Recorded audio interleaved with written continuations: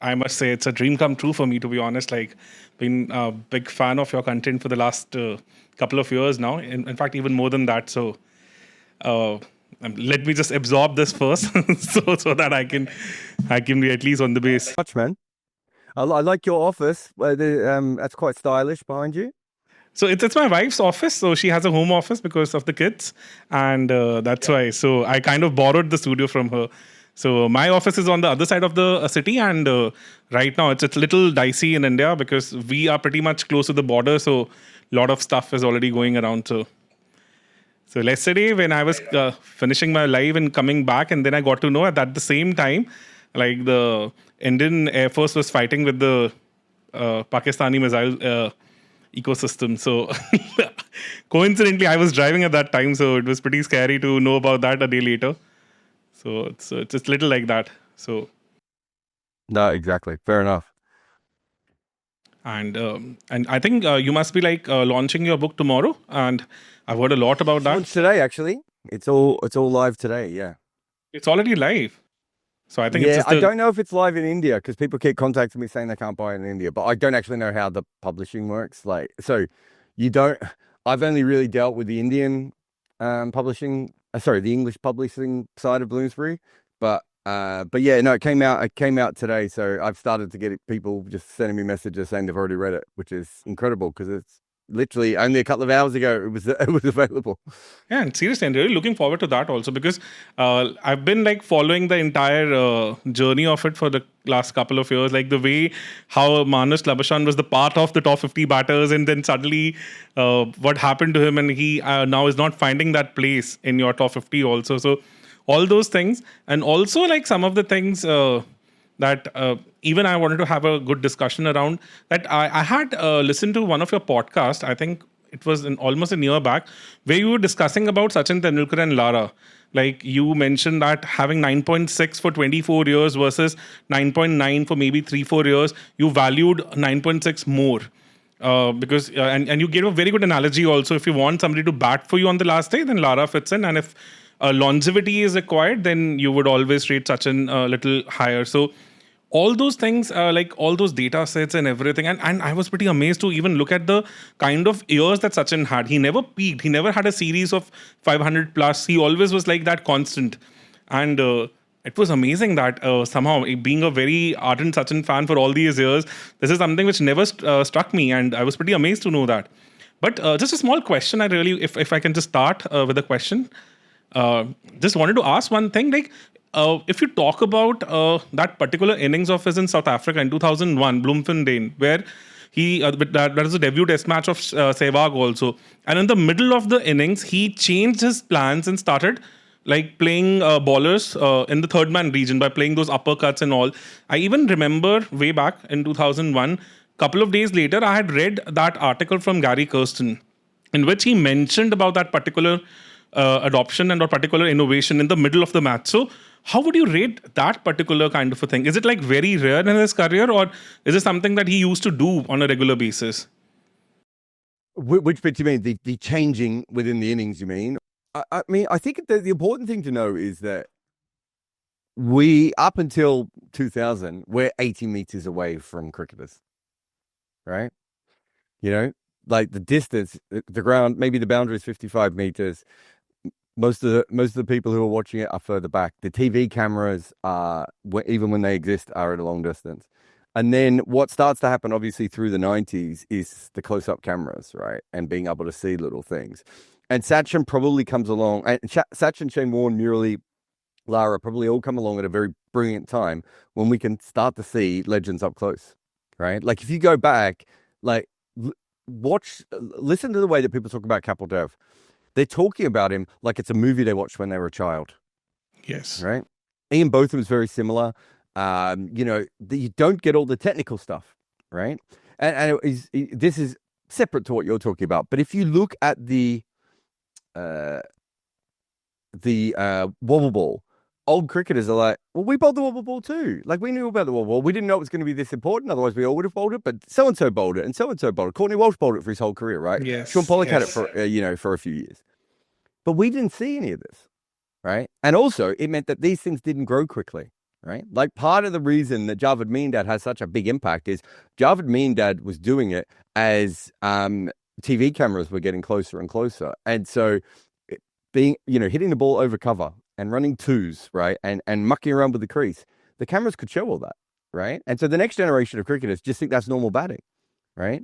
Whereas actually, there's only a couple of guys who did it before Jarrod Meendad, right? And it didn't spread in the same way because you had to play with someone in your team. So to go back to your Sachin point, players probably all the way through history have done that, right? And I'm sure Bradman did it, for one. There are slightly different kinds of players. There are some players who I would say play the way they play every single time, and it either works or it doesn't work, right? So I think Viv Richards, Ricky Ponting, Virat Kohli would be those kinds of players, right?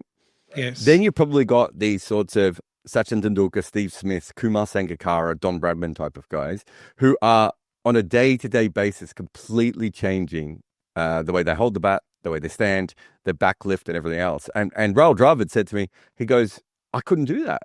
Right? Like if I wanted to change something in my technique, it would take me weeks of preparation of understanding it. Whereas we've seen Steve Smith within the face of a ball go from leg stump to off stump, right? We've seen him change his back lift. We've seen all these random things. And I remember years ago reading this thing about what guard different batters take. It was in county cricket, and it was the Wisden cricketer, and Rob Key was in it, and everyone else was like, I take middle and leg, I take off, whatever, right? Just normal standard cricket chat. And then Rob Key went on this whole rant for about 3 minutes, right, of all the different guards he takes in all the different situations. And my thought process at the time was, oh, that means that Rob Key actually isn't that good and he doesn't know his game. Now, what I understand of that is, no, Rob Key wasn't maybe the most naturally talented player in the world, but in an innings, he can move from leg to middle, right? He can move to off stump. He can take two legs. He can stand outside of leg if he has to, because he's reacting to every single situation that you have. And I think Sachin is probably the first player that we had the ability to see that. And, you've got all these, great stories about Sachin doing all that, of maximizing his skill. And what Sachin and Don Bradman do, rather than, maybe some of the other great players who are almost on their level, is they combine all these little things that other players do and take it to the top degree, right? Like Sachin Tendulkar clearly wanted to make runs every day. I think Jimmy Adams said this about Brian Lara. He said Brian Lara could be the best batter in the world when he wanted to, but he had to be. Yes. He had to be motivated to be that. Whereas Sachin Tendulkar was the best every day, and that was the difference between the two of them. The guy who grew up with with Brian Lara, right? Like he was basically putting it right out there.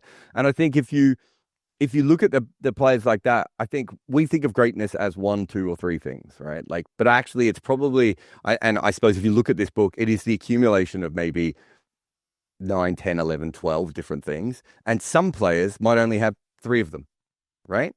And some other players might have 9, 10, and maybe Bradman had every one of them, right? And that's the difference that he had to everyone else. So, one of the stories I've been telling when you talk about when you talk about Sachin versus Lara, because it's a really interesting conversation, because we had 2 of the greatest batters of all time in their peaks right next to each other, right? Like Len Hutton comes after Bradman and Jack Hobbs comes before Bradman. You don't quite get the combination there. You get a little bit with Bradman and Headley, but Headley didn't play all that much, right? And so you suddenly get this, we get to see it at a time when the TVs, the cameras are in front, right? And everything else.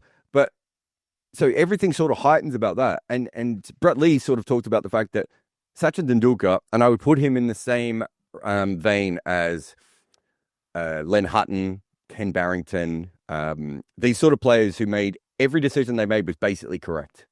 Right? Like if you ran an AI simulation of what you should do with this particular ball, those 3 guys probably played the exact shot that they were supposed to play at any time. Brian Lara and Garfield Sobers is another one here of you could bowl the 6 same deliveries to them and they're going to hit it in 6 different directions. Exactly. With the bottom and the... If you go back... Yeah, and if you go back to Bradman, that's the thing that Bradman probably has that Tendulkar doesn't have, right? Which is Bradman was so conscious of where the field was for any particular ball, and you could see it. If you go back and have a look at all the highlights of him, he'll get a ball on the top of off stump, and he'll sort of push it into the offside looking for a quick single, right? So instantly, he's looking for runs all the time. He's trying to attack. He's trying to keep the bowler off balance. He doesn't get the single. The next ball's in the same place, and he's moved outside, off stump, and he's flicked it to fine leg, right? And so that's that, as I was saying before, that combination. But what Sachin had was and we don't have as much information about someone like Jack Hobbs, but I'm assuming he would be like that as well. He had the ability that, say, that some of those other players, like someone like Sobers, all the evidence sort of points towards Sobers playing like Sobers all the time, right? And he went in that way. Whereas Kumar Sangakkara is a perfect example of, he kind of explained it to me as like every single time he was trying to create the right innings for that day, right? And I think that's what Steve Smith and Sachin Tendulkar do, right? Which is very different to, as I said, some of these other great players. Like, you know, that's what the sort of details you're getting to, the sort of minutiae of what this is, of like, there's so many different ways of being great.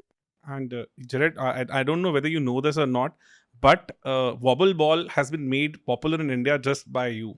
Like, now everybody knows about Wobble ball just because of you, because you were the first one who brought it up, and then a lot of content creators like me and all kind of made it a more massy thing, because of the vernacular stuff we could actually bring it to the common people. And then I was watching this reel of Ishant Sharma a few days back where he mentioned that in that Perth test, that famous Perth test to Ricky Ponting, he was actually bowling the Wobble ball. So he said that even he was also not sure which way the ball should be seaming on that wicket. So, and then I got to know that the proper structural approach to the Wobble ball actually came through your videos. So I don't know whether you know it or not, but the Indian crowd knows about Wobble ball just because of you. The proper structured approach to it. It's one of those things of, it's right place, right time. And I was lucky enough to be a huge Mohammad Asif fan, right? So I was like, why is Mohammad Asif so good? Like, what is he doing? Because he just tormented batters. It's a real shame. Obviously, he had the steroids and then the match fixing. But in the middle, he was probably the most entertaining seam bowler I've ever seen. And yeah, you will remember him. He bowled at like 82 miles per hour, like Merv Hughes or Andre Nell. There was no real drama about it. He was just this guy that would sort of come in with, you know, he had that weird sort of head side to side as he came in, and he would sort of push the ball out, and it would do all this stuff. And then obviously on the back of that is, you know, you start to hear the England players. I think the one that really changed me was Matthew Potts, because I knew it had taken over and I could see the dip, and like the county cricketers were all talking about it. So I was lucky to be there. But I remember when Matthew Potts had been a player that no one ever thought would play for England. And like, he got interviewed the next year when he was about to play for England. And they were like, what's changed? And he goes, I bowl the Wobble ball now. And that just, to me, and I have friends who are bowling coaches who were saying, you're talking about the Wobble ball too much. I was like, guys, talk to your bowlers. I promise you, they are all telling you this. Yes, exactly. And even during this Champions Trophy match, Henry in that spell to Virat Kohli bowled a beautiful Wobble ball, and we kind of took that small video and we shared it on our WhatsApp group, and everybody was all like, yeah, this is something which has been existing for almost a decade now, and in a very structured manner, and still nobody was talking about it. Like, my first experience was way back in WTC finals when Saudi had set up Rohit Sharma with the Wobble ball, and Rohit Sharma was leaving the balls, and one ball came back and he was padding up and he was plumb LBW. So that was the first time I kind of got in touch with this concept of Wobble ball, like how suddenly a batter of his class. And then I think that particular dismissal helped him during the entire English tour, because then he was wary of the fact that Anderson also can do that, and he was, I think, at least able to apply himself better. That's just my observation. I think you being the master, you can obviously correct me. Like this is what I observed for the first time way back in 2021. Like, the Saudi ball in WTC final second innings, the Wobble ball, kind of set it him for the entire England series also, because he was watching the ball closely, making sure that if anything comes in, he needs to block it. If it is going out, then he should be just leaving it. And that's how he kind of did well in that series. So that particular thing kind of gave him the idea that this can also be there in this on this English tour. So I think that was my first experience. The Wobble ball is really interesting because it changes the trajectory of Virat Kohli, right? Yes. And it probably changed the trajectory of Babar Azam. So when I'm writing this book, I was like, I promise you, I was like, people are going to be so upset with how low I've got Virat Kohli. They're going to be really upset with how low I've got Virat Kohli. And by the end, people will contact me going, I hope Virat Kohli's not in your book, right? Like, it had switched so far that they kind of missed the middle ground. And he's not low in the book. I think he's still relatively high, especially for the end of his career. But you know, Babar Azam was another one that we had on our list of like, you know, how high is Babar Azam going to go? Now, like you wouldn't, I don't even think he'd be on the long list of the best 80, you know, 85 or whatever it was we ended up with test batters of all time. So you know, that ball has changed cricket, and it's one of the things, to get back to your Sachin point from before. One of the reasons I rate Sachin so highly is Sachin comes in the 80s and is playing that sort of, there's still a few swing bowlers around, but there's also taller, back of the length type bowlers around at the same time. And it's sort of becoming what it becomes in the next generation of, I don't know, what would you call it? The Andy Caddick, Shane Bond, Glenn McGrath. So they all still sort of a lot more like West Indian bowlers, right? Whereas beforehand, most seamers were more like Kapil Dev, right? And Richard Hadley, they were more like English bowlers. So there's that change. So Sachin Tendulkar has to deal with that. And it's quite a bowling-friendly era as well. There's a few flat pitches, especially in India. But in general, it's a fairly bowling-friendly era. He also has to deal with the travel, right? Like players, Greg Chappell doesn't play everywhere, right? He just doesn't play in all the places, and your boycott would disappear from tours. Like not everyone was fully professional. Not everyone wanted to play in all series. Sometimes people wanted a year off. Like it sounds weird now, but if you go back, you'll see this, right? And so Sachin Tendulkar has to work out how to make runs in Zimbabwe and South Africa, right? And they're both in Southern Africa, and the pitches are nothing like each other. Like simple things like that. You've then got, he plays so long that he actually starts to play in a really good batting era, right? When he's not at his best. So he's got the arm is causing him a problem. He's older, right? He's also played so much cricket. So there is the general wear and tear. And, you know, you see that on players like Mike Atherton and Michael Clarke, who didn't bat as much as Sachin Tendulkar, but their bodies can't bend over properly, right? Like both of those guys have had back problems from the amount of times they bent over to bat. So Sachin has to go through all that sort of stuff. Then he has to deal with this sort of DRS era coming through, right? And so you've got all these different things. And I remember going through, one of the things we did for some of for most of the best batters of all time is we wanted to check what they were like against the best bowling attacks, right? Trying to work out who the best bowling attack was against Sachin Tendulkar is out of control, because when he starts his career, it's West Indies. He then has Australia, but he also has South Africa there, and he has Pakistan. So there's three good bowling attacks in that period, right? You know, he's then got a bit of a lull again where it's probably Australia. Then he comes back and it's South Africa again. Like, it's such a ridiculously long career that there isn't a best bowling attack. And so I remember like chopping it up piece by piece, being like, okay, well, he actually didn't play the West Indies as much as I thought he would have. That's a bit of a shame. Okay, how did he go against Pakistan when they were really good in this late 90s? And that's how you ended up doing it. Again, that's the kind of thing that you're looking for, right? Of most great batters, Mohammad Yusuf is a great batter, right? Like, we've both seen him. We know how good he was. He scored the most runs in a calendar year in Test cricket. But his career was really contained in one era, right? There weren't a lot of changes during his era. Perhaps the DRS thing starts to fade in, but he's not played so much cricket. Like, you know, do you remember Shane Watson? Shane Watson played all of his cricket, and then as he was coming into his prime, and he should have been coming a really good player, DRS came in and it completely baffled him, right? He couldn't handle the change that happened in his era. Whereas Mohammad Yusuf was around for early enough and was kind of finished by the time that DRS really takes over, right? So you have all of these different things that you play in, and so that doesn't mean that Mohammad Yusuf isn't a great player, but you then have to understand the difference between that and perhaps something like what Graham Gooch would have started in, right? He would have started playing against that Kapil Dev, Richard Hadley type cricketers, right? Jeff Lawson type cricketers, Terry Alderman type cricketers, and then during his career, he had to deal with the West Indies fast bowlers as well. So players with really long careers have challenges that other players simply do not. And that was the whole thing of trying to balance all these things. Is Mohammad Yusuf a better bat than Graham Gooch? Maybe he is, right? Maybe he isn't. It's like, you end up like in this twist. And what we worked out for the book is that there's probably about 37 automatic great players, right? I think it's 37 or 38. Automatic great batters. You might disagree with where we have them in the list, but I don't think anyone would disagree with them being in the list.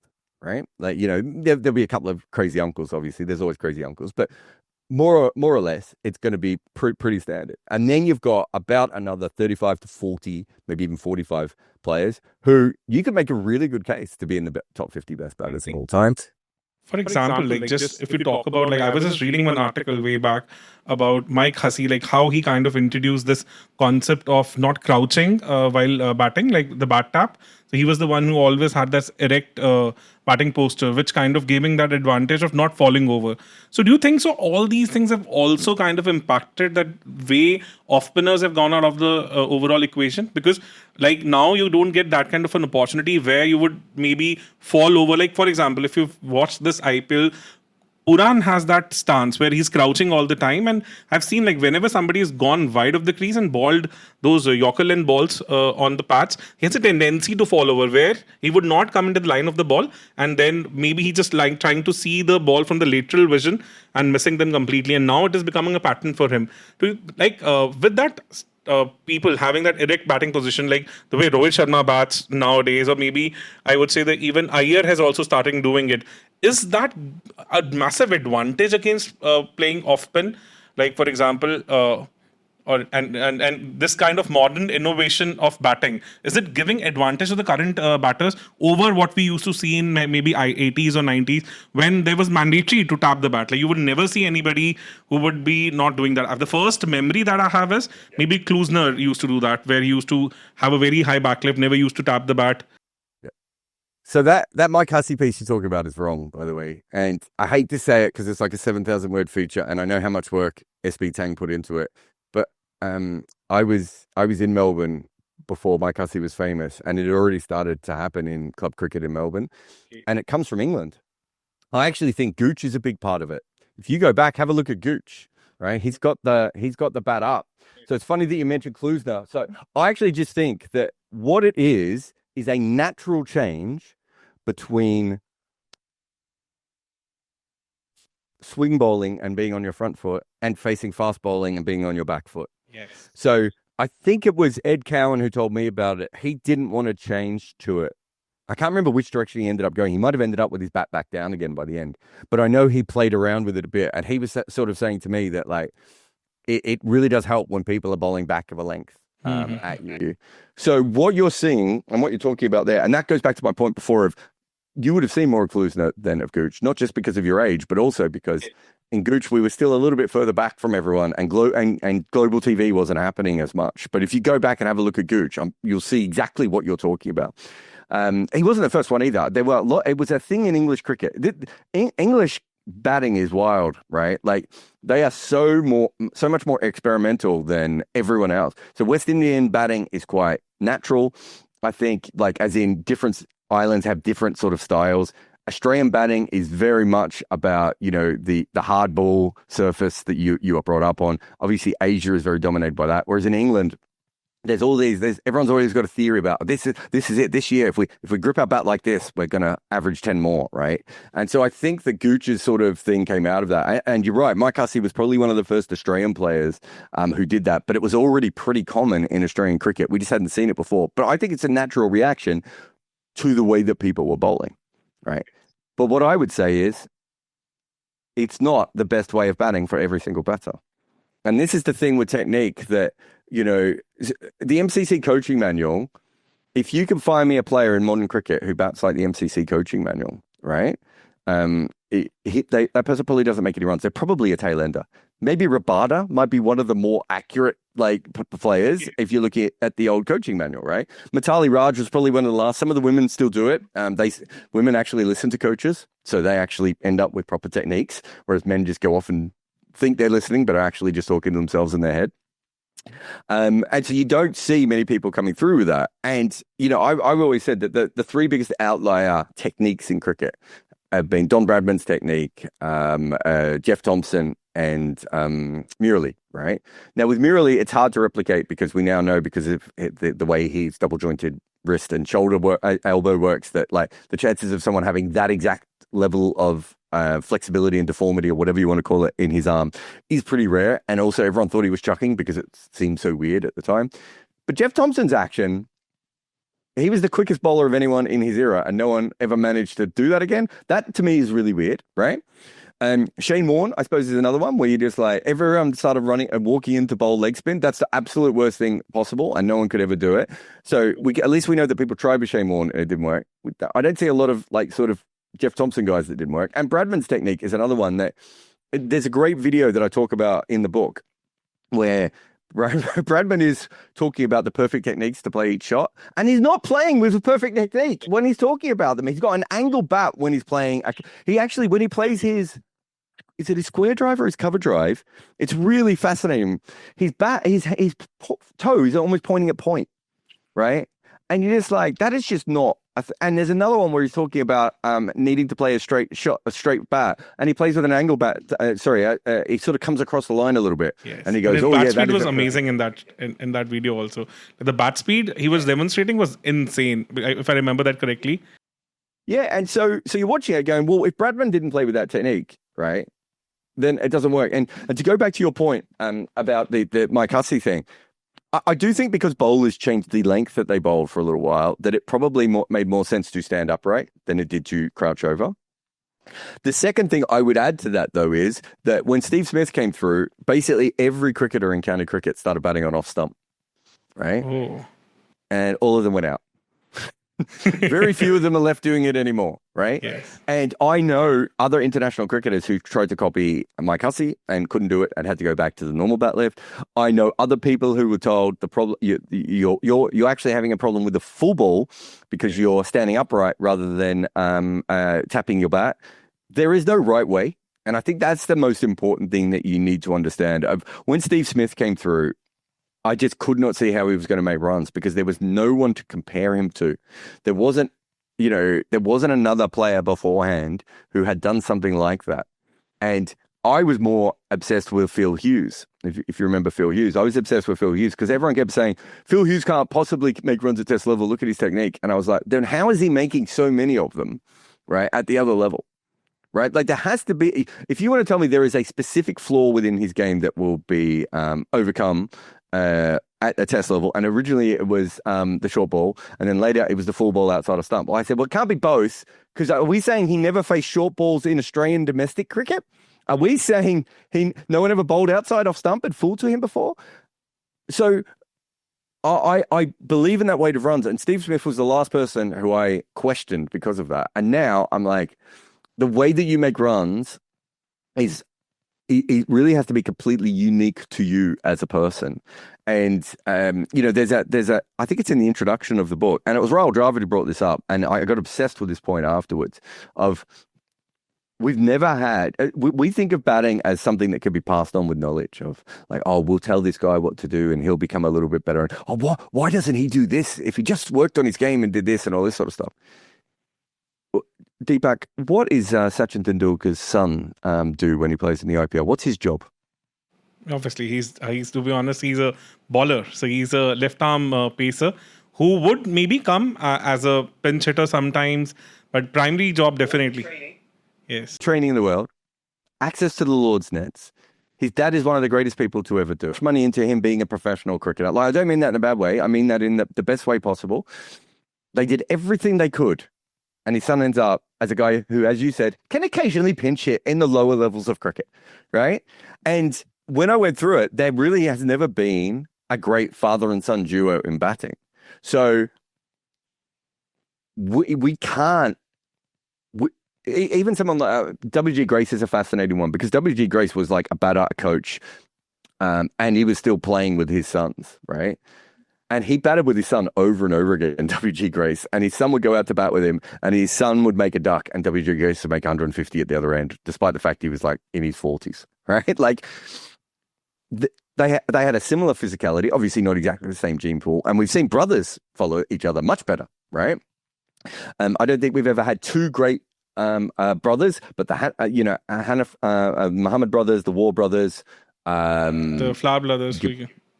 Yeah. Flower brothers, the Crows. So it seems to be that there's more of a relationship when you share the exact same DNA, which tells me something, right? It tells me something about the athleticism and the skills and the ability to read things that you get that you can't just learn.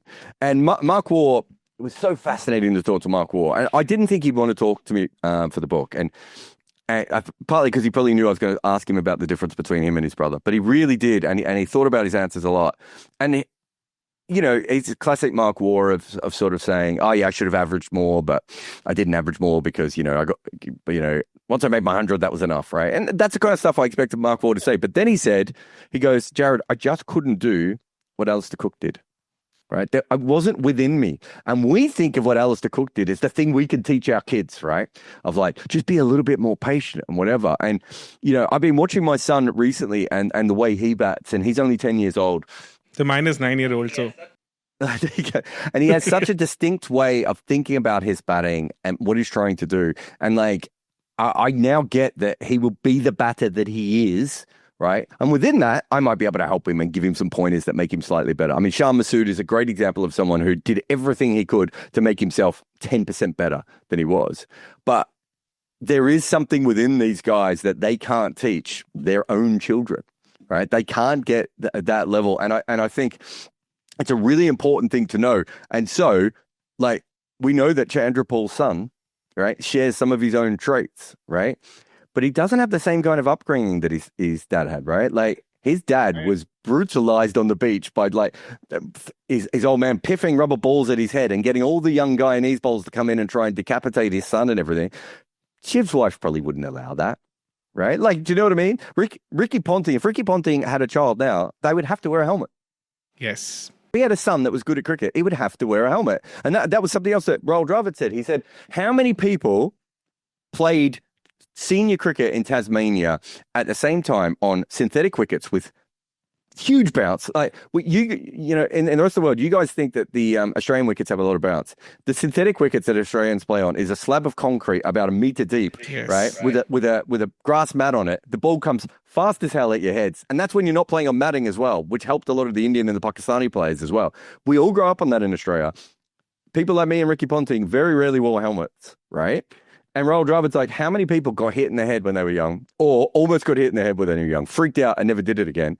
And Ricky Ponting's just like, becomes Ricky Ponting. Like that, we think of all these little things that you can do, and sometimes there can be a tweak and you'll hear a player go, oh, this player said this and it unlocked something about me. But, Babar Azam, just to go back on him before, Babar Azam had an issue with his technique and he changed it. And for a little while, he absolutely dominated cricket. And then the issue that he changed it with was the thing that everyone used against him. You can never stay ahead of the game because bowlers have to be the hunters at all times. They have to find that weakness. And this is what exactly happened when IPL 2024 happened. So I went to certain other podcasts, as a host, and also we were having this discussion, like what will exactly happen in 2025 IPL. I said, I'm damn sure the bowlers are going to make a comeback because this is how the cricket has evolved all these years. Like the batters, if they would have raised the bar next year or maybe in a couple of seasons, we'll see the bowlers will catch up. And I even saw that video of yours where you were mentioning that saliva is even not the reason why ball is swinging. The reverse swing is not happening because of that. Then I read a beautiful article on Cricinfo also a couple of days back where they were mentioning that because of the dryness, the squares are so roughed up. The people are intentionally making sure that balls are more roughed up, and then they would maintain the ball in such a way that the rougher side becomes even more rougher, and the air separation and all those things happen in that way. So I'm basically a computer engineer. So I come from an engineering background. So, I've studied physics a lot during my primary years. So, for me, all those things were really fascinating, that how all these minute details, even iota of change from a bowling's perspective would change the entire perspective, like entire way the matches are getting played now. Again, in this season, 200 is now pretty much above par total. And majority of the teams have struggled. So, the parity has returned, I would say. Definitely. Look at Virat Kohli is really interesting. The wobble ball starts to take over in about middle of 2017, right? So what happens with the wobble ball is Jimmy Anderson watches Mohammad Asif and Stuart Clark, and he's like, I think I can work this out. I think I know what they're doing, and I think they're doing it on purpose, right? And he then takes it. He then teaches it to Stuart Broad. Because of the professional nature of English cricket, that goes to the ECB, and the ECB is like, well, if we just teach everyone how to bowl this wobble ball, we'll dominate, right? Forgetting that there's so many overseas players, of course, playing in county cricket, and that's where a lot of them, Australia learnt the wobble ball through Peter Siddle because he played for a year in Essex. But that's kind of what happens. And so by 2017, it's out. Everyone knows, right? And, so England had about a 3.5-year advantage over everyone else, and then everyone else starts to catch up. From 2017 to, when you'll have to correct me, but 2019, 2020, Virat Kohli makes a lot of runs. Yes, 2020, just before the COVID year, just before he went to New Zealand, and where he had actually struggled on that New Zealand tour. He was not able to, I think, get in terms with the wobble ball. 2018 still, he was able to, and 19 also did very well. So that means everyone in the world is bowling this delivery, right? Despite the fact that commentators aren't picking up on it all that much. Everyone in the world is bowling this delivery, and Virat Kohli is making runs. And then Virat Kohli stops making runs. What happened with the original wobble ball was that everyone bowled it the exact same way, which was you tried to bowl it so that it probably hit, let's say middle stump is maybe the best way. If it goes dead straight, it's going to hit middle stump. If it's not going to hit middle stump and it seams in, you can hit leg stump. And if it moves away, it'll either take the outside edge or flick the outside of off stump. That Pat Cummins delivery, right? That we see over and over again. He's kind of the perfect one for that particular part of the wobble ball. That he perfects it, right? Virat Kohli doesn't mind the ball under his eye line, right? Whereas I think that ball really bothered Rohit quite a bit, right? He's never really been able to handle that. What bothers Virat, right, is the same sort of thing that would have bothered Ricky Ponting and probably someone like Viv Richards as well, which is when that ball's hanging a long way outside off stump because they can't stop themselves from going for those balls, right? So you have a perfect example of what you were saying before. All those wobble ball bowlers are like, we're just going to keep bowling this ball. It works, and works. And then suddenly they're all like, oh, it's not working to this guy. Yes, I kind of analyzed his batting during this BGT also. So another pattern that I was able to observe, like in 2023 World Cup final also, he was able to play some of the shots of the back foot because considering that it was an Indian wicket, it was little true on bounce and everything. There was no lateral movement with this double lacquer Kukubura balls and with the spice in the Australian wickets.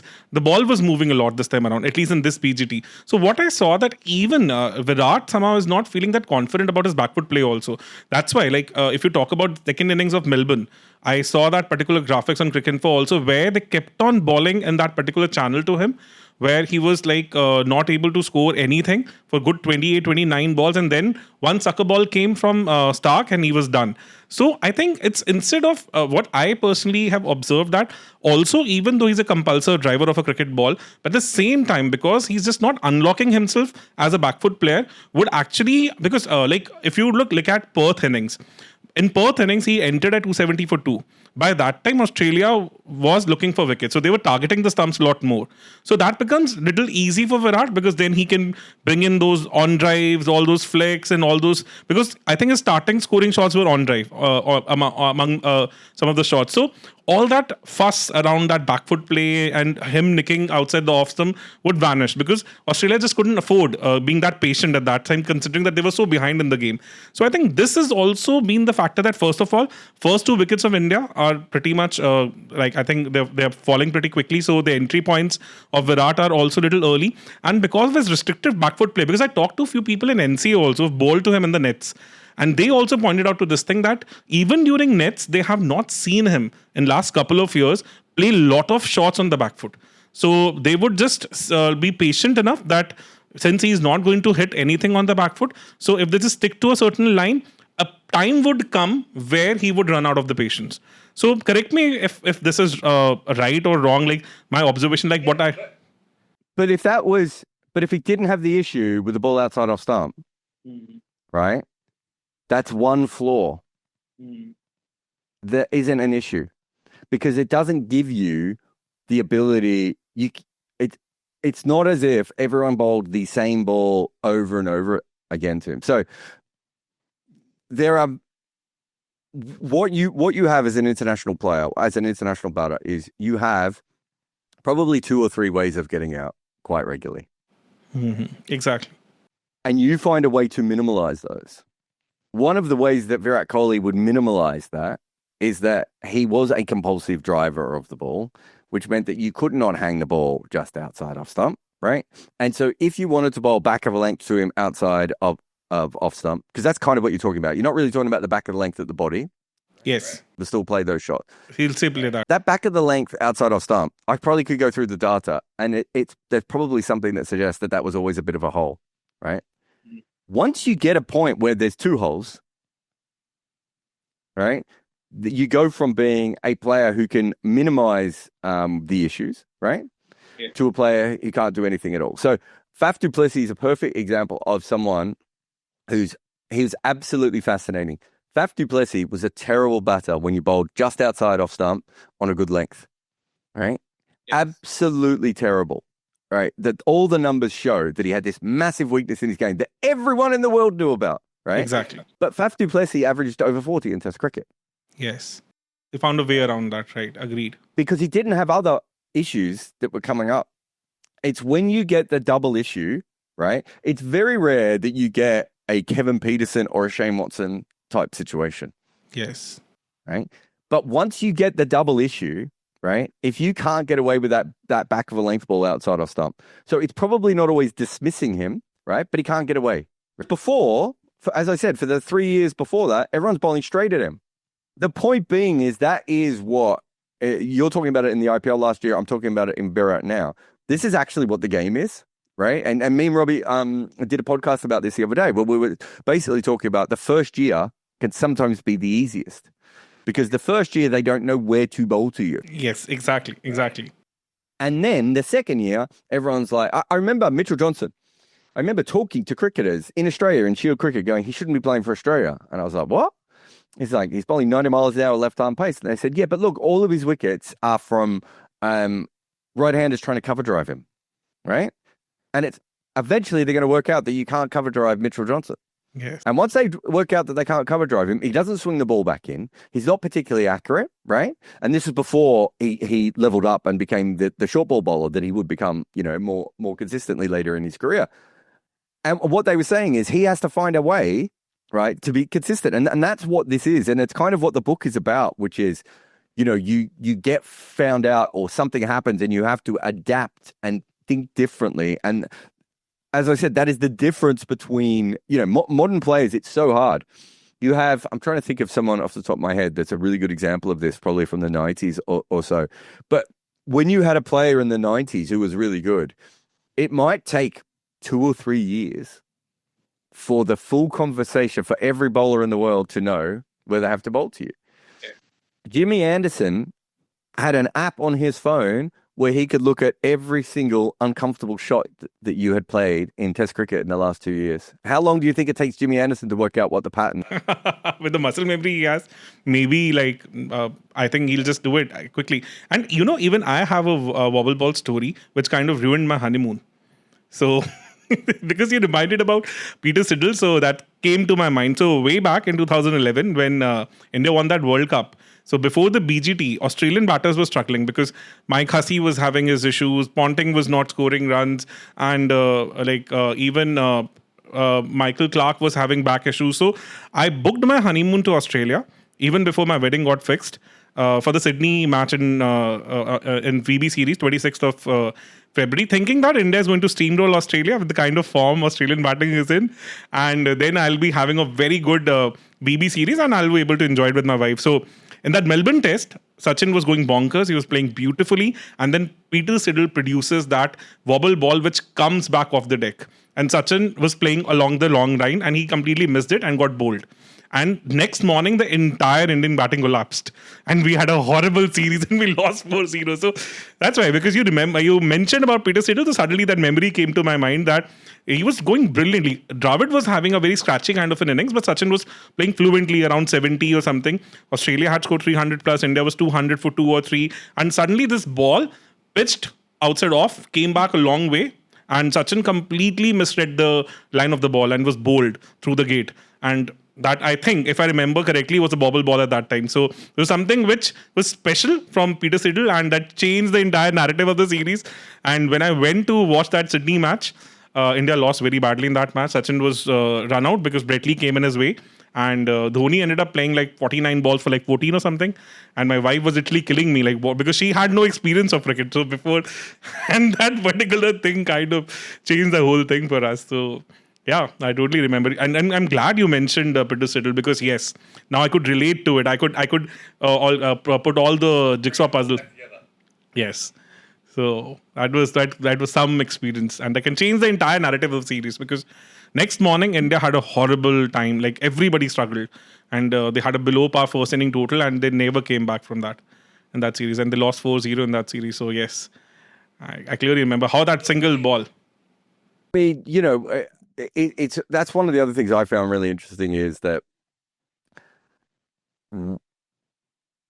it's such a weird art form, batting, compared to bowling. So I don't know if I'll do a book on bowling. I'm hoping that I'll eventually be able to do one. And, I've started talking to some bowlers already, but I'm not sure, I'll get a book deal for that one or not. But the thing about bowling is the vast majority of bowlers, especially fast bowlers, will say, I run in and try and hit the top of off stump, right? Or just outside off stump, or just back of a length, depending on their length. And batting is so much more complicated and everything else. And I remember this story that Mark Butcher told me where he made a pair in a test match against Courtney and Kirtley. And he walked out there just knowing he couldn't make a run. He knew that he wasn't in the right mind frame. He knew that they'd picked him too early. He didn't have the skills that he needed to play these guys at that stage. And it's the psychology of all of that, of knowing that there's one ball that is going to get you. And I think every batter treats it that so differently, right? So, Sobers is a perfect example of someone who's just like, yeah, every ball's going to get me. But on the way, I'm going to make sure that the bowlers remember that they're coming up against me, right? Whereas Boycott and Gavaskar, just their ability to make very good decisions every single ball, right? Like being like, I'm going to do this and I want to do this for a long period of time. Alistair Cook, you could throw in there as well. Those sorts of guys, right? And then you've got someone like Brian Lara, who he would go out and go, the first 4 or 5 overs is the bowlers, right? And then from then on in, once I'm in. And it's, how you deal with the idea that so I played last year, I played club cricket, the lowest level of London club cricket probably I was playing in. And the first game I played on was one of the worst wickets I've ever batted on. And I made 50. And it took forever. And it was impossible. And I was like, geez, I'm seeing them really well this year. And I'm not sure if I actually combined to make 50 after that. And yet I know how much better I saw the ball after that game. And also how much better the pitches were I played after that. But there's something not working and I couldn't work out what it was. And, you only play a game if you're an amateur once every 4 weeks and you don't know what's going on. And I just couldn't bring it back all year. But how do you manage all this thing? It's the same thing for them, right? Sometimes they just don't know. Like there's that famous Greg Chappell line when he made all the ducks against the West Indies in a row. And he said, I'm batting good. I just keep getting out. And like that, you're living under this mental thing of, oh, I'm Sachin Tendulkar, I'm doing it really well. And then, Peter Siddle's hit a pebble on the wicket and that ball's flown back in and got me. And that's it, right? Like it's, Matthew Elliott clashes with Mark Waugh in the middle of the wicket and gets himself run out when he's probably on the way to cementing his place in the Australian. Yes. Jimmy Adams or Neil Harvey have these incredible starts to their career and they can never get it back. It just doesn't come back, It's such a fascinating art from that perspective that you're kind of always chasing this perfection, knowing that you could be run out at the non-striker's end because your teammate has hit the ball back too hard and the ball's gone off the fingers. This is a very different story, but it basically tells you there was the Scotland versus Bangladesh game in the 99 World Cup where Scotland thought they were going to be the next test nation. All right. Yes. They were really keen to be the next test nation. I remember that game. Yeah, they crumbled, but they were doing okay in the chase. I forget the good Scottish player at the time who went on to play for England. I'll remember his name in a minute. But he was batting really, really well. And they got to a point where they weren't that far away with about 4 or 5 wickets in hand. And the ball was just hit down the other end and a fingertip from the bowler hits the stumps and he's run out. Scotland don't get test status. Yes, and Bangladesh somehow managed to beat Pakistan in that same World Cup. So that kind of... But even if they hadn't, remember, it's Scotland at home. They're supposed to be the next test nation. Bangladesh might have still snuck in before them at that point. And the batter did nothing wrong. He tried to get his bat back in. He was just, the ball was just hit back a little bit too strong and everything else. And these things absolutely happen. And as a batter, you live under that all the time, right? You live under, remember that Nasser Hussain ball that he got from Carl Hooper that just rolled along the ground, right? Like all these random things that can happen. Who was it? Was it in the Australia-Indies series a couple of years ago that someone smashed a ball into someone's stomach and it got stuck, right? Like, all these different things that can happen in cricket as a batter. And if you've ever played cricket, you know exactly what I'm talking about. Like sometimes the best shot I've ever hit, I remember playing in a club game years ago on this huge ground. The ground was the same dimensions as the MCG, and they made it that way on purpose. It was in the outer suburbs of Melbourne. And I was sent in as a pinch hitter because we got behind the rate, and I was smoking them, man. I was like 25 off 10 balls. Everything hit the middle of my bat. And I remember I got a wide ball outside off stump, and I've never ever played this shot before or since, really. But I basically just played like a Josh Butler slap up in the air, and it was going over extra cover for 6. And Long Off just came around and took one of the best catches I've ever seen in my life. He must have run about 30 meters around the boundary to take this catch. And I was just like, that's it? That's how this finishes? But that might still be in the top 10 shots I've ever played in my life. Right. And it was such a big ground, and this guy was such a great athlete that he managed to come around and then takes a great catch. And it's like, that is what batting is. You do everything you can. You can be Sachin Tendulkar, and you can, take a shovel to the wicket so you can play Shane Warne. You can be Victor Trumper, and you can wet the wicket so they're more dangerous so that you're used to them, right? You all these different things that you can do.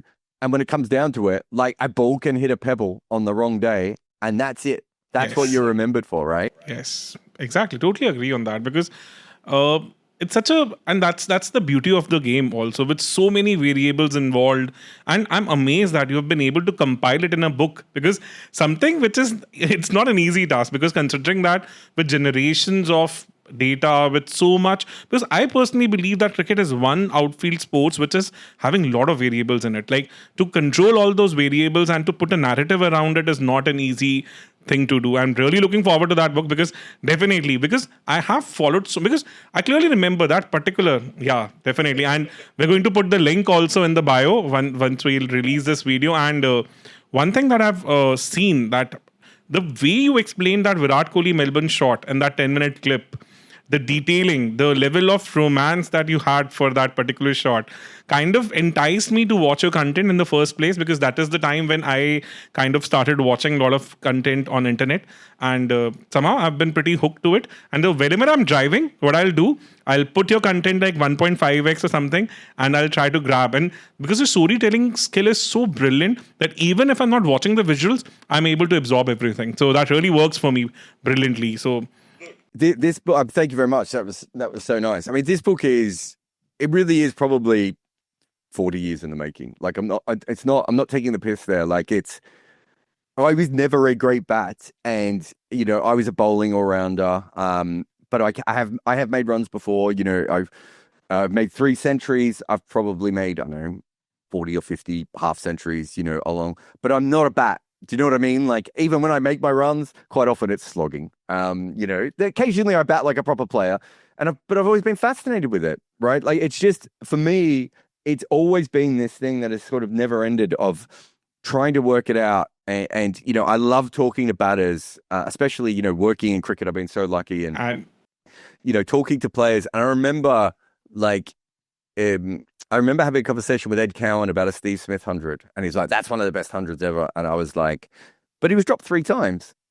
And Ed Cowan's like, "Go back and watch it again." And those are the sorts of conversations that have been a part of this book. Do you know what I mean? Of understanding exactly, of what the art is, of what it takes from you. And I was really lucky. Look, Kumar was the Rajasthan coach at the time. I didn't think he'd talk to me, and he sat down for, I don't know, an hour, right? Rahul Dravid was about to coach India in the World Cup, right? And he gave me like 2.5 hours, and then spent another hour off air, like chatting to me and grilling me about my opinions on where who should bat where in the Indian order, and then disagreeing with everything I said, but then asking another question, and then AB de Villiers, again, I just didn't think I'd be able to get to AB de Villiers. There's a couple of modern players where I was just like, I was so close. Like Kane Williamson had said yes, but we couldn't find a time, and then it sort of fizzled out. Do you know what I mean? And then AB de Villiers is like, oh yeah, I'm playing golf at this time. I can do it like before I play golf in the morning. So I was on my holiday, and I had to wake up at 5 a.m. and go into the front of the holiday house and like do this. And to be able to talk to Barry Richards and Ian Chappell and, Bumble, these sorts of guys were incredible. And then also talk to the players who were not quite at that level, right? Like I talked to Brian Lara. He was brilliant. He was promoting his book and he gave me some great insights. But Jimmy Adams is like one of the geniuses of cricket. And, hopefully Jimmy doesn't hear this. I don't want him to hear me saying nice things about him, but he really is. He's someone who, like, for me, I love going to him. And Chris Rogers was another one. You could throw anything at them, right? And they would think about what you said and try and contextualize it. And they would pick out like a random example.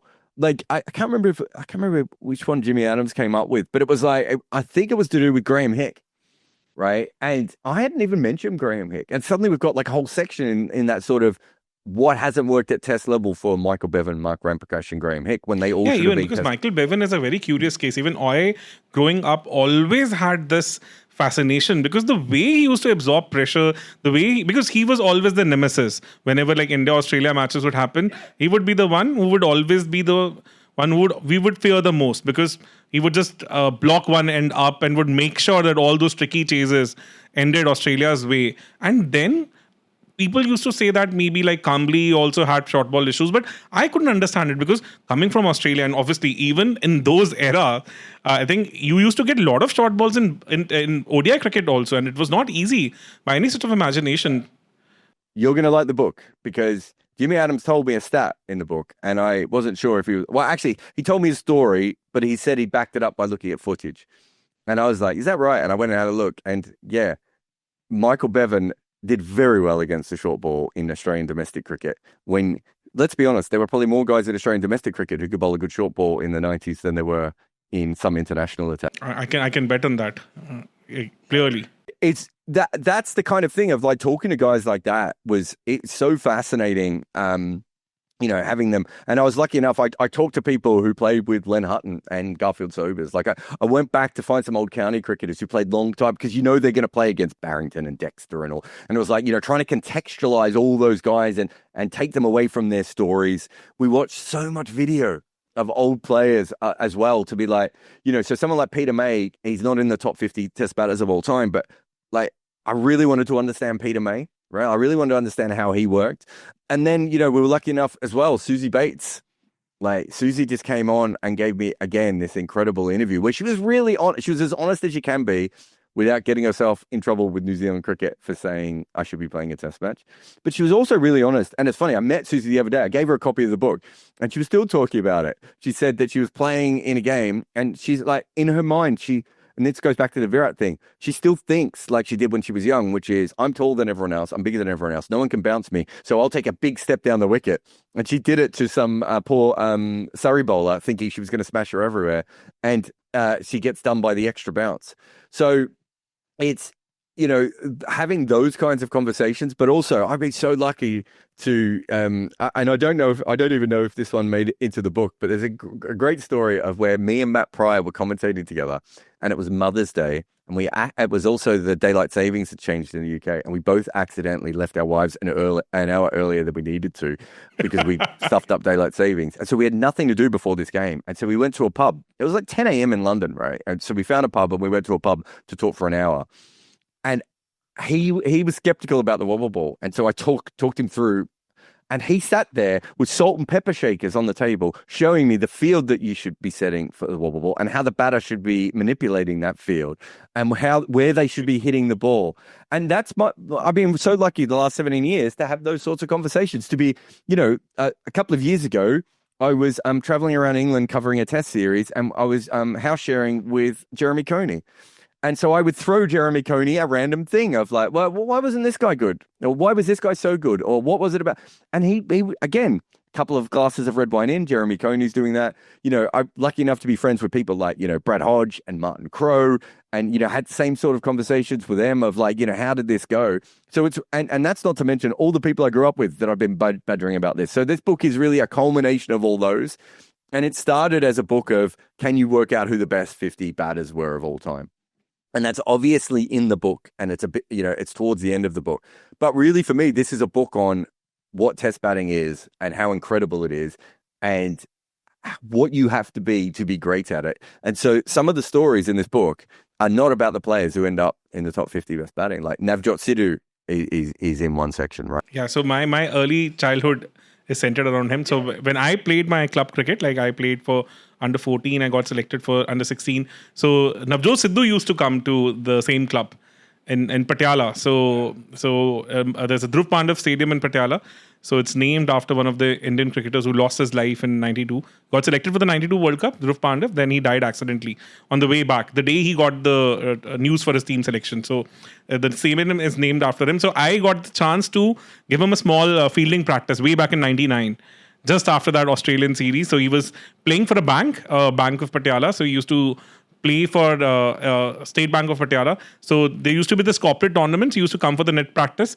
So I gave him fielding practice a couple of times. And I was pretty young. I was 13 years old at that time. So I have vivid memories of him. And I've seen him from very close quarters. Used to make us stand next to the nets, used to bat. So I've seen all those things. So I can relate to that. So that the book is about that kind of thing, right? Of like, it's fascinating to hear Mahela and Kumar say that Aravinda is a better batter than they are, right? I got to speak to Ross Taylor about his eyesight and when he had an issue with his eyesight, right? Lawrence Rowe, another player who had all these issues with everything, his knees and his eyes, and how that tore him apart. Someone like Roy Fredericks, who is not a famous cricketer anymore, right? Like Greenwich and Haynes sort of come after him, and Roy Fredericks was forgotten. But Roy Fredericks is this incredible player. It's not just about, the 50 greatest male test batters of all time. There's a separate list on the women as well. It's not quite about the test batters for the women, but it's not about those players. It's really about how you have to handle each situation and all the different parts of batting. And it was, as I said, it was great fun to do. I think I got a little bit stuck in the research phase for a long time because I was so worried about the list. And then by the end, I was like, do you know what? I just want to write about batting. I just want to write about, and find out as much as I can. And, to go back and watch great innings by Javed Miandad and Peter May and Sunil Gavaskar, it was a joy to be able to do that. And then to be able to flick some of those things to these cricketers and go, what do you think of this? Right. And then have them come back with this huge WhatsApp message of like, look what he's doing here. And you didn't even see it. Right. I didn't even see it. It was an absolute pleasure to write this book. And I must say, I'm really amazed to understand the whole, rationale behind it. And also that, considering that I've seen so many of your podcasts also with Bumble, different perspectives that you've had over different things, and to basically see that you have such a structured approach, even with so much of data around, with so much of varied discussions, because I'm whenever I used to go to gym, I used to basically listen to all these long podcasts that you people do on that other channel of yours. And certain times I would say you'll start with something different and then you'll meander along to something else and you'll again bring it back to a proper structure by the end of it, like sum it up really well. So, and to put all that in a single book, I think it must be quite a task, because considering that sports like cricket, which is already so misunderstood, because even in India, I would say people who follow it very ardently, for them, even understanding basics of cricket is not that easy, because it's a very complicated game. And then to have a structure around it and to be able to put it in a form which could be, I think, more digestible also for an audience who might not be technically that well versed with the whole concept of cricket. I think this is going to be something which is very wonderful. And I'm a dyslexic. So for me, reading came with a lot of hardships, though I was never a natural reader to begin with. But just because of my preparation, like getting into one of the top colleges in India, so the whole entire preparation was so cumbersome that somehow that gave me that workaround, like how I need to basically structure my thoughts and how I can actually become a good reader. And definitely, I think this is something which will keep me motivated, because reading doesn't come naturally to me. It's quite a hard toll for me. So But if I know somebody who has written it in a a good storytelling way, I think this is going to be a very, I think, exciting thing for me, and really looking forward to the entire book. Like once I get the hand copy of it. I tell you, I'm a dyslexic as well, so I understand that. So there'll be two dyslexics when you're reading this book. What I really wanted to do is I didn't want to write a book that was just for cricketers, and I didn't want to write a book that was just for hardcore the sort of people that watch your podcast and listen to my podcast, right? I really do want this book to be something where you understand the sort of the life and the everyday notion of being a test player, right? Like, and being a batter and going out there and doing this. So when we started it, obviously me and Bloomsbury were like, it's going to be about the list of the 50 greatest players. And then in the end, it was like, and to be honest, they came to this as quickly as I did, which is the better book is really what is batting, right? And that's what we wanted to do. And there are some moments that are really storytelling, and there are bits where we have to use data, and we're trying to explain the difference between a Gary Kirsten level player and, and someone else who might average similar to Gary Kirsten, but has a bigger impact. And here are the reasons why, and everything else. So that's what I wanted it to be. I don't want it to be just a book for people who are absolutely obsessed with high front elbows and all that sort of stuff. I wanted it to be like, saying it's the novel of batting is probably the wrong way of putting it, but I really want it to be like, a great story about test batting, because, for me, test batting is just a bunch of stories, right? And this is the ability to be able to tell that. So when you talk about the structure and everything, for me, that's how I see life, right? Partly because I've got dyslexia as well, that I see things narratively that other people don't, and it allows me to structure them in a way that is really tough for other people. And so getting away from the list side of things, which probably would have brought out a very dull book, and allowing me to, I think the first chapter opens with, W.G. Grace in a blood-soaked white gown, holding a rusty tree fiend. I don't know if that's how you pronounce it, but the thing that used to split your skull open with. That's how I kind of see this stuff, right? And so I wanted it to feel that way. And the last chapter is this, sort of batshit crazy chapter trying to, explain all these different things of what batting is and what the hunt is, right? Like, and how that plays out. And it's an exaggerated sort of dramatic retelling, of it. Sort of starts off as this really technical chapter and ends up as this chapter where, the cricket ball comes to life, right? That's what I wanted to be able to do. And, I have to say to Bloomsbury, a big thank you to them, because I think when they asked for a book on the 50 greatest batters, and the first thing they got was W.G. Grace, with blood all over him, about to saw your head in half, you could imagine there was probably some people going, is this exactly what we ordered? But by the end, they understood it. And, the book goes from really nerdy science stuff. There's some chapters with like some really heavy sort of scientific concepts through to the sort of emotional side of batting. Like, there's a whole chapter on motivation, right? Brilliant. And why, I think it's Barry Richards says, Jarrod, I couldn't keep clubbing baby seals the way that Brian Lara did, right? Like, everyone's different. Those are two of the greatest natural batters of all time. Whereas Barry Richards would be like, I've got my 100, guys. I've already embarrassed you. Whereas Brian Lara's like, I'm going to embarrass you so long that they are going to remember my name, right? Yeah. The motivation of those sorts of people matters as much, right, as the technical thing. And that's what I wanted the book to be, a combination of all these different... And I think a lot of people will get a window into it all, because Gary, or like, for example, like Barry Richards, for that matter, like, people don't know much about him because he couldn't play for South Africa that long because of the ban. And also, a lot of people might not have followed his domestic careers, like what he did in county, what he did globally at the domestic level. So obviously, I think just to get a hang of it, like how exactly his entire career unfolded and how ahead of his time he was, and even with his batting abilities, I think that will be something which will be very unique. Just one last question, because I think I've already taken a lot of time of yours. So, like, when I started playing cricket, I was a Chinaman, left-hand Chinaman. So, one of my coaches suddenly kind of my coach's son went on to play for India under 19 in the same team in which Yuvraj played. So he was the second highest scorer in that particular series, Ravneet Ricky. So his dad was my coach at that time. So I saw Yuvraj playing for Chandigarh in '99 when Yuvraj was only 18, and I saw him. I was the ball boy in that match. So the time I got picked for the trials, the first ball I bowled was a Chinaman, and suddenly my coach just ran away and he said that you're a left armer, you have to bowl a traditional one, the finger spinner. And for all these years, I had no clue that the Chinaman grip and the finger spin grip are different. So I kept on bowling my finger spin with the same grip and used to get a beautiful arm ball because of the different grip. And somehow, I just wanted to ask, considering the fact that in India, we have seen that, especially in North, that whenever you do something unconventional, this is not encouraged.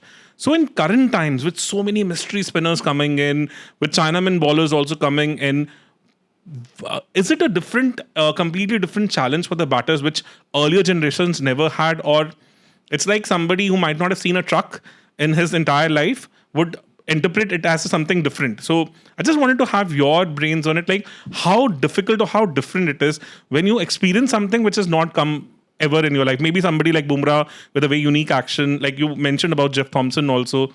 So how difficult or how challenging it? And I just want to say, it's funny. This is the logo of my business, right? This is a carom ball. And most people in cricket know that's a carom ball, but they don't know that this is someone who bowled it in the 1960s. Yes. Right? And so, do you remember Colin Miller? Yes. Colin Miller, the Australian off spinner, who was a medium pacer who bowled off spin as well. Yes, with that colourful hairs. Yeah. If you go back and have a look at he's talked about this before, he wasn't bowling off spin. He was kind of bowling cutters, right? Because he was bowling like a baseball grip, right? Because he was just experimented with it. Now, if Colin Miller did the same thing, he'd get an IPL contract, and every kid in the world would see it on YouTube. Right? Yes. So it is different than it used to be. But to go back to your original point, and this is fascinating. I talk about this a little bit in one of the chapters about eyesight, and it's about. I say one of the chapters. There's only one chapter about eyesight. Don't worry, it's not like 9 chapters on eyesight. But in that chapter, we talk about what you do as an international cricketer. If you name any international player in the world, right? If I put that player in front of Chris Woakes tomorrow, right? They would have no problem facing Chris Woakes, right? Now, Chris Woakes is still a very good bowler, and he's still going to swing the ball, and he still swings it at pace. They're going to have issues with all that. But they know that Chris Woakes is going to come in. He's got a normal gather. They're going to see the ball really nicely. He's going to come back through here, and they're going to see it again, and they know exactly what's happening. If you look at someone like Jasprit Bumrah is really interesting, but they don't have to be as weird as Jasprit Bumrah. Scott Boland.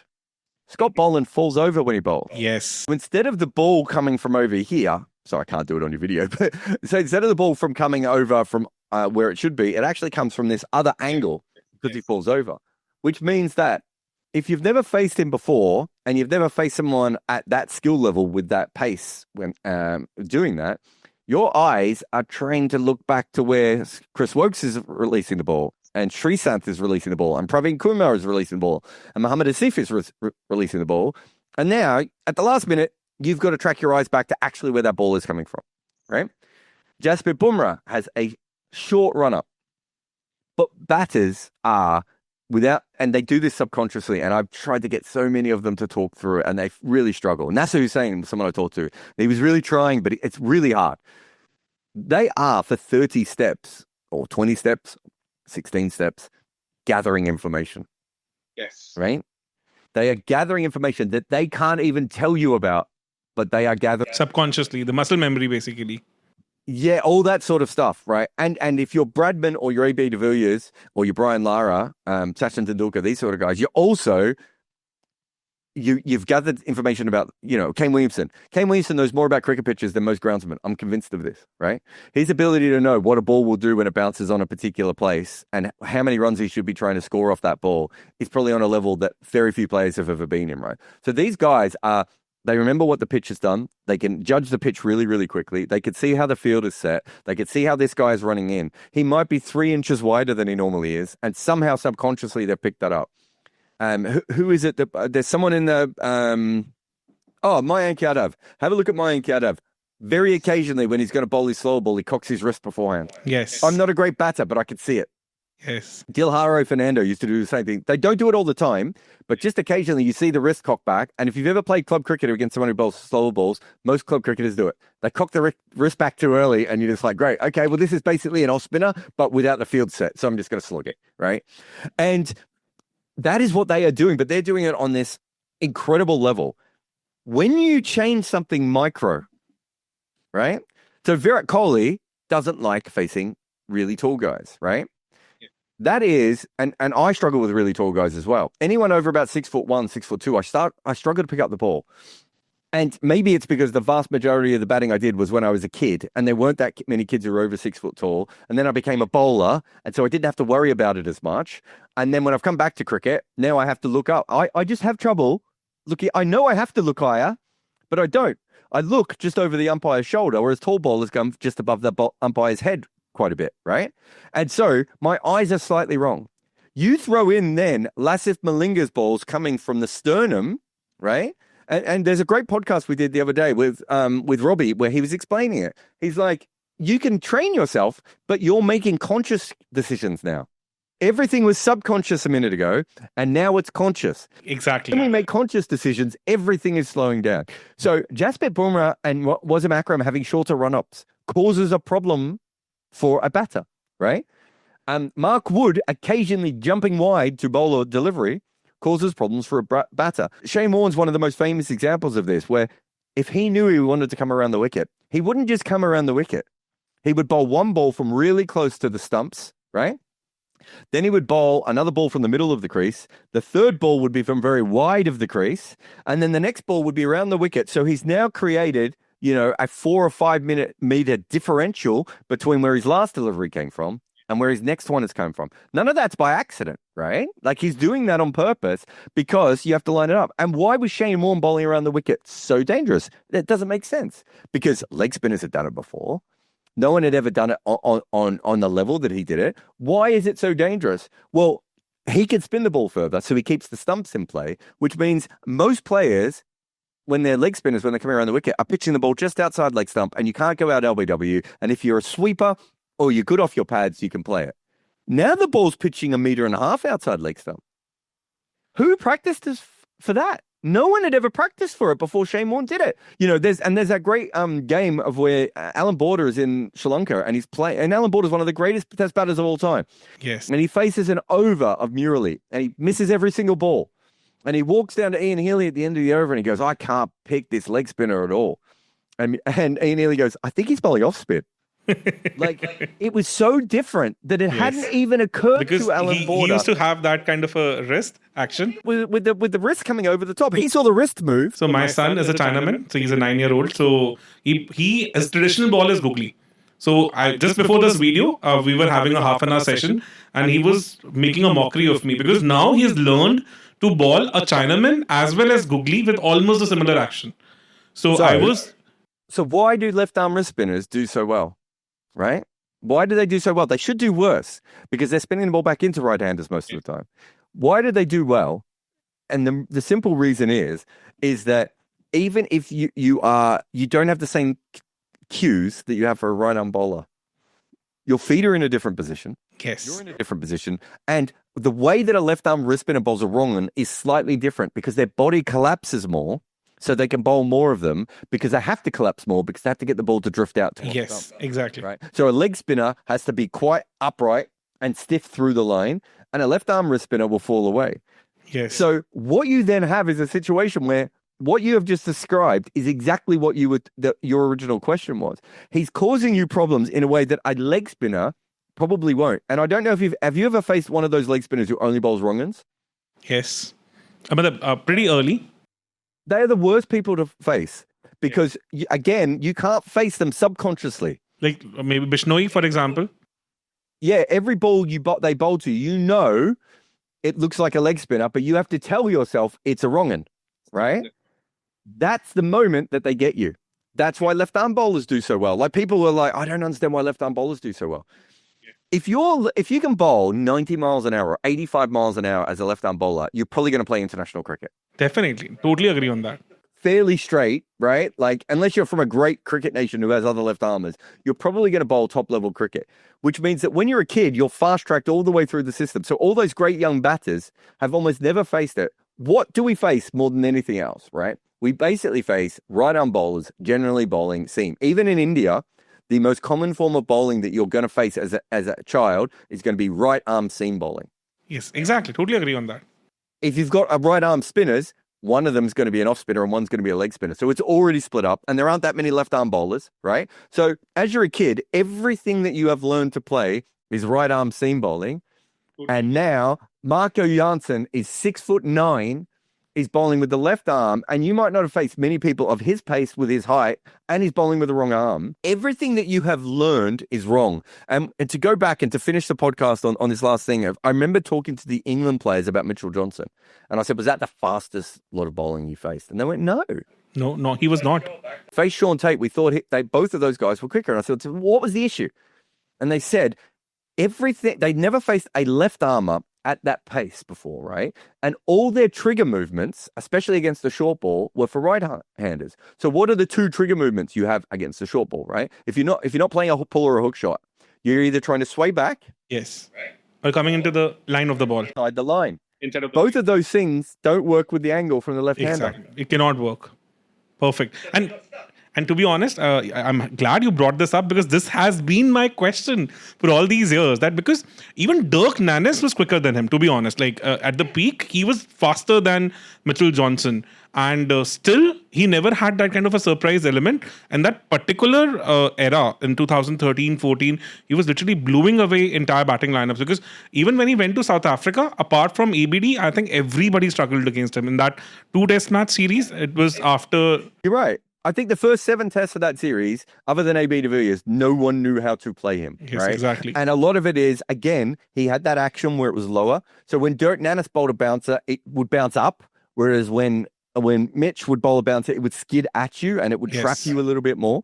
It was that angle that we talked about before. Also, he's got a different angle than other left armers because he has the low arm. So again, he's got this other point of differential. So you've got all these things. But what happens after that? Who's the next great bouncer bowler in cricket? It's Neil Wagner. And what arm does he use? And then I start thinking about all this stuff and I'm like, well, okay, let's think back to bodyline. What happened in bodyline? There was a left armer again. And so you suddenly realize that when you make that little change, right? It's suddenly, Neil Wagner is not a fast bowler. Yes. But by the time he was a successful test bowler, it was very rare for him to bowl 90 miles an hour. Yes, he was 131, 132 for the most part of his career, around that only. Has anyone ever hit more batters in professional cricket than Neil Wagner? I can't recall, to be honest. Yes. And that is, again, it's the angle. He was also, he did something Mitchell Johnson couldn't do, which is the accuracy of the short ball he brought in. But as a right arm bowler, we still haven't seen a right arm bowler do what Neil Wagner did yet, right? We haven't seen a bouncer specialist bowler as a right armer. So again, you need those differences, which takes it from being a no one in the world didn't know what Neil Wagner was doing, right? You and I both know that. Everyone knew, and yet it's that difference. So how would you rate? Like, is it like playing somebody like Varun Chakaravarthy is a much bigger challenge, or Murali Dharan, somebody who has that weird action and with a lot of side spin also, and Varun Chakaravarthy, who might not be having that kind of a side spin, but has a beautiful drop on the ball, almost similar action with front of the hand release for both googly and leg spinner with very small cues, with just that little bit of wrist cocking during his leg spinner. Apart from that, and maybe if you can pick the seam of the ball, that with the seam directed towards third man, but not much you could actually pick. So whom you would rate as a much tougher bowler from a batter's perspective? So that comes down to the batter, right? And I had this fascinating conversation a while back with all the batters who faced Sean Tate. And about 70% of them said he was the hardest to face ever because he had this sort of, like Wacko Yunus, he had this twist in his torso where the ball came from behind him. And so you had no cues, right? Yeah. So you had this guy who sort of came in and then suddenly twisted his body and the ball was at you. And then a bunch of other guys were like, no, he was really easy to pick up because his body was wide open. So I could kind of see everything as it was coming in. And I think it's Syed Anwar that I talk about in the book. He had to see an eye coach for Murali, because where he was looking was not the right place for Murali. and he couldn't work out where to rechange his eyes, right? And I think now you'd probably be seeing the same with Varun Chakaravarthy, where there are other people who face Murali who are like, no, the problem with Murali wasn't picking the ball out of his hand or anything. It was the rotation, it was the drop he had, the accuracy, and all that sort of stuff. So there is no answer, right? There are some players who can, I remember Cameron White playing Ajanta Mendes really well during the period when no one could play Ajanta Mendes. And what Cameron White did was essentially just play dead straight, right? So he would just cock his elbow and hit dead straight. And he did the same thing against Malinga, right? Everyone else is playing with a slight angle bat. It isn't that Cameron White was a genius because he wasn't one of the greatest batters of that era. It's that his style matched that. And so there isn't a one answer of which player you would rather play. There are probably some people who'd be like, I'd much rather face Narayan than Chakravarti. But you'll find guys who do the opposite. And this is, as we said, to go back to the original art of batting, there isn't like a single answer. Essentially, what you want to be able to do is get yourself into a situation where it's the flow state, right? And that you are absolutely able to do that. And against these sorts of freakish bowlers who are outliers, it is just harder to get into that flow state. But if you can do what, and to go back to Ajanta Mendes, what Sehwag did. Sehwag just went, let's not complicate this. Let's not complicate this. He's an off spinner. And if he beats the outside edge, he beats the outside edge. And Sehwag did that against Ajanta Mendes, and Martin Crowe did that against Waqar, and was it? Waqar during that reverse swinging era, exactly. You have to be a genius to do what those two did, because they are rewiring their brain. Oh, wait, to go back to your Sachin thing before, you talk about technique and rewiring your brain. Try and rewire your brain when you're facing a guy who's attacking your toes or your head or the top of off stump with a delivery you can't play. So it's easy to say, oh, I'll play him like an off spinner. But we just said that if you or I were to go out now and to face a leg spinner that we know is bowling wrong ends, the first 4 or 5 balls, we would still play them like leg spinners before bringing our bat back in at the last minute. Exactly. And so to take it from there to facing Wasim and Waqar in their peak and being like Martin Crowe going, if it swings away, it swings away. I don't care. They're not going to bowl me. They're not going to get me LBW. To be Sehwag and to watch some of the greatest players of spin of all time not have a clue against Ajanta Mendes, and for him to be like, do you know what? I'm just going to play him like an off spinner, right? And if he beats the outside of my bat, he beats the outside of my bat, and then I'll worry about his fingers and his things later on. That is the genius that these guys have to do, because at the top level, you do face Patharana, right? You do face more outliers at the top level. And in club cricket, if anyone's ever played club cricket, you play a guy with a single weird action. It like plays with your brain for days. Like, it's so weird to go up against it. Totally agree with you. Because this is how, because when I started out with my Chinaman, I used to spin like a hell lot. I used to spend 3 foot or something. And that's why a lot of under 23 people, when I was just 13, used to call me up for the net. So majority of my cricket used to happen with them, because for them, it was such a weird thing. A left armer bowling Chinaman and spinning the ball so much. And the lefties used to love it so much, because for them, it was training against an off spinner with a very weird angle and also with the wrong arm. So they used to like it a lot, and I couldn't understand like why they're so fascinated about it. I'm like 10 years younger to them, not having that much of a pace, not having that much of a zip of the surface. I'm just able to turn it, but apart from that, I have nothing else to offer.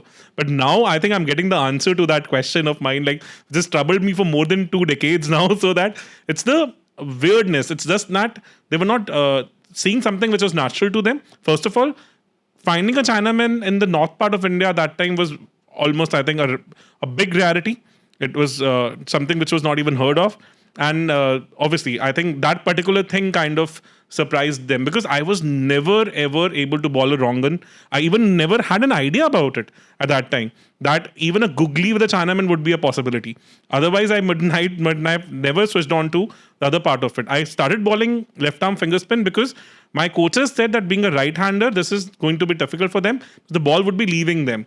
So this is how, because don't get me started on that. That's what happened to Robin Peterson. He's a left-arm wrist spinner, and they said that. And it's like, so you're going from one of the rarest forms of bowling in the history of the game to one of the more common forms of bowling in the history of the game, and it's supposed to be easier for batters?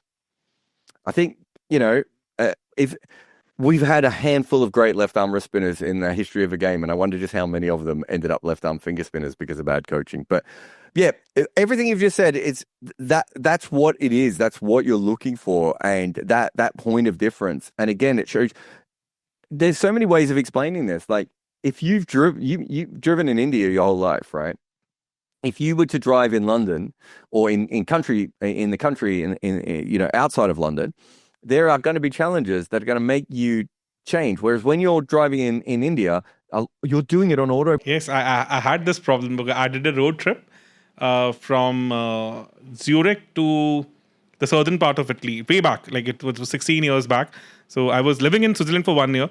So I was lucky to even visit one of their national teams team practice also. So like Switzerland being like they were planning to build their associate nation cricket team at that time. So I went to one of the cities where they were practicing. So I totally relate to it because this was right-hand drive. It was very different to what we see in India.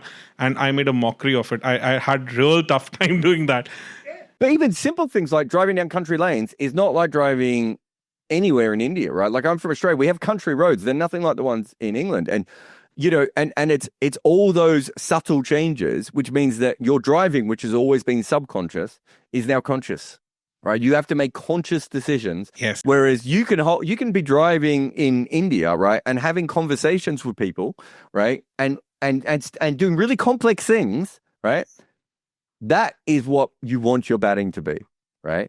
And so that is what the art of batting really is, that ability to pick up all of that information and make what you're doing subconscious, no matter what the bowling is throwing at you, and no matter what the decision is. And the greatest players of all time have that ability to be able to do it, sometimes through sheer stubborn-mindedness, right? Like I do think there are just some players who are just like, I do this and I'm better than everyone else and I'm going to continue to do it, and it will work 65% of the time. And when it works 65% of the time, those are the times I'll make masses of runs and I'll be fine. And then you have to take it all the way back to your Sachin Tendulkar. You have someone who's like, I'm going to change within innings, going between subconscious and conscious, so that I can slightly maximize myself. And then when I need to, I'll go back into the subconscious again. And, it's such a fascinating way of doing things. And as I said before, you're always one pebble away from disaster. Yes, I saw that. Yes, way back in 2018, there was Johannesburg Test.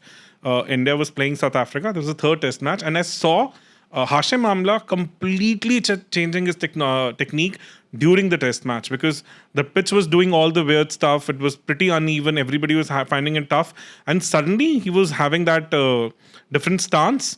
He took, I think, a pretty much off-stump guard in that particular match, and he was shuffling in a very different way. Because Bumrah really troubled him during the second Test match, was able to bring the ball back, and I was amazed to see that was like something was vividly different from what I saw him in second Test match to what I saw in that third Test match. On a wicket where everybody was struggling, and I think Hashim made twin 50s in that particular match.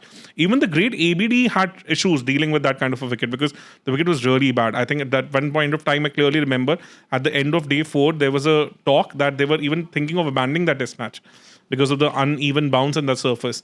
And suddenly I saw Hashim make that change during the match itself. And I was amazed to see that, how these people are able to do that on a surface where you would know that any ball would have your name written on it. Because it was such a difficult surface to bat on. And even on that surface, he had the courage and to almost towards the fag end of his career. Not like in the middle of it or maybe the peak Hashim Amla. And still people don't talk much about him, to be honest. I don't know whether he ranks in your book. Okay. So when it comes down to it, it's great to watch an incredible batter on a great pitch. There's no doubt about that. Watching them play on a flat pitch is a delight. But the best innings are generally when everything's going wrong because they have to use every single tool within their skill set, right? And whether maybe that's been counter-attacking, maybe that's changing their backlift. There's a great the great story about Sunil Gavaskar when he was all the different changes he made to his technique in his final Test innings against Pakistan. Batted left-handed also. Yeah, but that was before. But this one where he was squatting like a wicketkeeper at times. And oh, okay. That 97 against Pakistan in Bengaluru you're talking about. So that's that for me is like, that's what it is. Like, there's a reason it's called the art of batting, but the subtitle is the craft. There's a craft element to it. Do you know what I mean? Of you just have to make this thing into a living, breathing invention in front of you. And the watching some of those old innings and some of the great innings. I remember Kumar in Hobart was another one, right? Like of 190 he scored, right? try and work things out as they're going, and it's a fascinating thing. Anyway, mate, I better go, but thank you so much. It's an absolute pleasure talking to you. Same here. Yeah, to be honest, we keep it pretty candid. So I have this, to be honest, this is the first time I've done it as a collaboration with someone. Till now, it's been, because, look, I have my own startup. So I work in Web3. So I'm basically training students in blockchain and all those technologies. And cricket just happened coincidentally for me last year as a podcaster, because one of my team members said that they just want to build my social score, and this is something which I love talking about, then why not we should just start recording you. And 15th of February last year, 2024, was the first time when we recorded, and suddenly we saw that this huge response was there on the internet, and we started building a very beautiful community out of it. So we have more than 70,000 subscribers, and also we have memberships with us now. I think there are more than 700 members, and the entire expat population, the people living in the US, in Australia, in UK, they're pretty regularly connected, and they discuss cricket with all the details, different types of soils, all those things. So we go about all those things in detail. So this is how it happened. And because of my family business and because of my own startup, I've not been able to travel at all. I'm pretty much stuck at my own place. So that's why when this opportunity of interacting with you came up, to be honest, I was pinching myself that how even this thing is going to happen. So I didn't know it was your first time. I thought you did really, really well. So no, it was absolutely great. All right. Cheers. Thanks so much, mate. Have a great one. Same here. Thanks a lot, and had a lovely time. Cheers. Bye.